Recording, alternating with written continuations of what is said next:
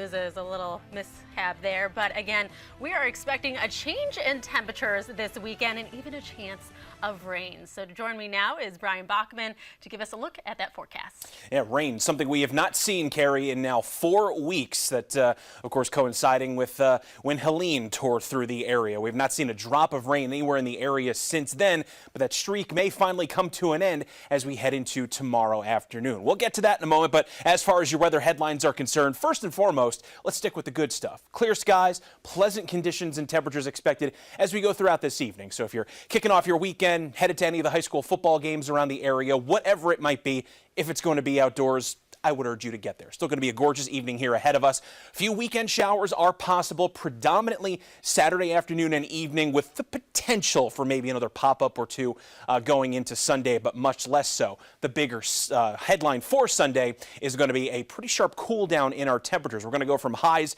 near the 80-degree mark in many cases on Saturday to only the 60s coming up on Sunday. Even so, it's not going to be as dramatic of a cool down as we saw last week, but it's going to be in that vein, feeling a lot more fall-like for a couple of days tossed in there. But hey, we're doing pretty well right now. 79 in Greenville, Clemson, Spartanburg, and Lawrence. We're at 79 also in Greenwood, 80 degrees in Anderson as well as Hartwell, and some middle and upper 70s for you across western North Carolina this evening. Asheville, 79, Hendersonville at 77, and Brevard, a nice pleasant 74 for you there this afternoon. And hey, best of all, satellite and radar still looking great. Abundant sunshine across the area, only hints of some scattered cloud coverage. You can see them barely popping up there. Some daytime heating fair weather clouds in some parts of western North Carolina. This is where the changes are going to come from, though. However, we got a cold front draped back from the Great Lakes into parts of Arkansas. This whole system is going to continue to work its way gradually off toward the east over the next day to day and a half. You can see it's fairly light on rainfall as it is, so we're not anticipating, torrential downpours, widespread heavy rain when this cold front comes into the area for tomorrow. But again, it might just be enough to break this now 4-week-long streak of dry weather, which, of course, regarding cleanup efforts, that has been some very good news. We didn't want any more rain after the just tremendous amounts of it that, of course, Helene dumped on us. But, it is starting to get to the point that some drought conditions may start to develop here as this streak continues. And, of course, fire danger starting to creep back into the lexicon here as well. So, again, just a little bit of a change for this weekend, but thankfully not going to be any kind of dramatic, problematic rain out there. That's the main takeaway.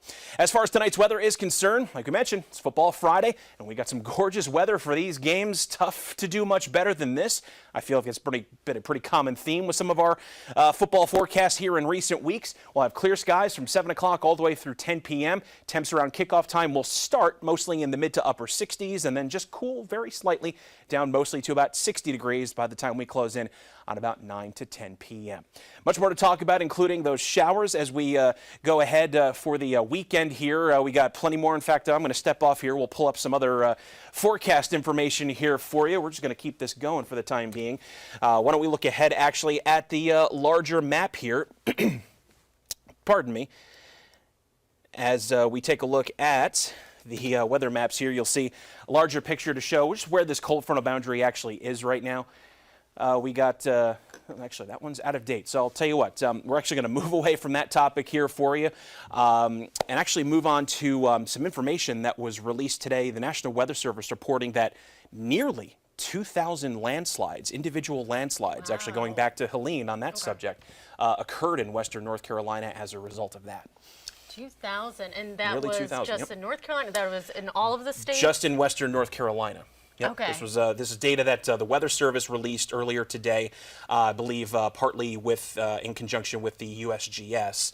Okay. And yeah, just you saw the scope of damage, of course, that folks are still going to take months, if not years, to recover from up there. But just that sheer magnitude to think 1,900 individual landslides occurred just as a result of all the dramatic amounts of rain and everything that we picked up from Helene 4 weeks ago. I know, and that's what we're marking today is 4 weeks since Helene hit. A lot of people, they're still recovering from everything that happened. So, yeah, it's something we're keeping an eye on, and we'll have a lot more coverage coming up in our newscast.